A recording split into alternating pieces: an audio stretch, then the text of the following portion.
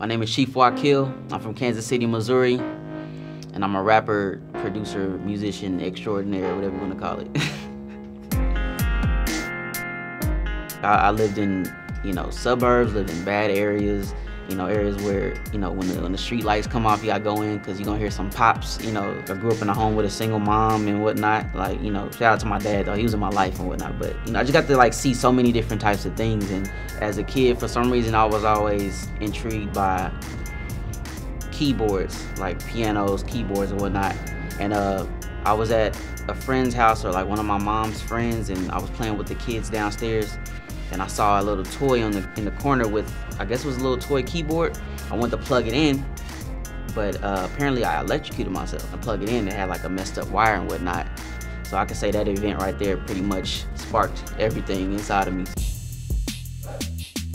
I grew up on Tribe, Wu-Tang, a lot of East Coast music. Even though I'm from the Midwest, not too many people in Kansas City listen to New York artists. But as far as my style, I mean, from a kid, I used to really listen to Eminem a lot, and my goal was to one day write the rap that would be better than his. I honestly feel like I got my own style.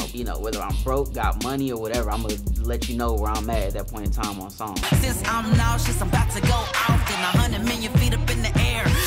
The whole message behind my music is breaking the mold and being yourself. It's crazy that being yourself is, or being honest with yourself and being honest with people, is such a left field thing. I feel like it should be like the norm, which my movement is called Kill Society, pretty much.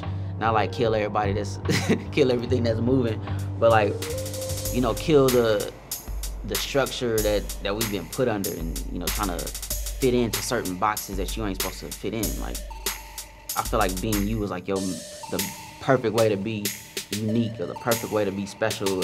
That's the perfect way to show your style, your swag, what people like to use, and I try to really implement that. In 2012, it was a rough time for me musically. I just kind of went into this funk, I'm sure a lot of people know what that's like. And in that funk, I was like, I gotta get out of this.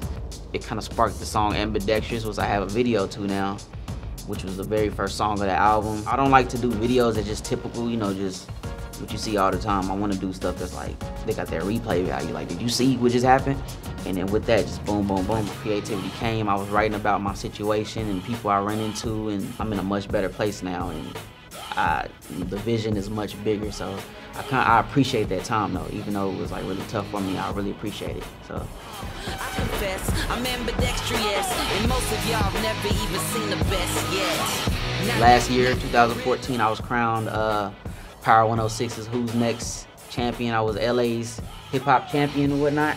I guess from the beginning to the end, I was kind of #1 through the whole thing or whatever. I thought somebody was gonna come in snatch it last minute, but it came down to the final 4, and I felt real good about that point. I'm really sure about myself as an artist. It's not a question. I know I'm dope. I know I'm bound for great things. It's just a matter of getting stuff done. So I did it, knocked it out, and it just felt like I don't know. It felt like with that pressure, even though I knew I had it, just a weight dropped when they called me and was Yessie Ortiz called me yo, man, you the champion. She tried to play me at first. I was like, did I win? I mean, I know that's why you calling me. Did I win?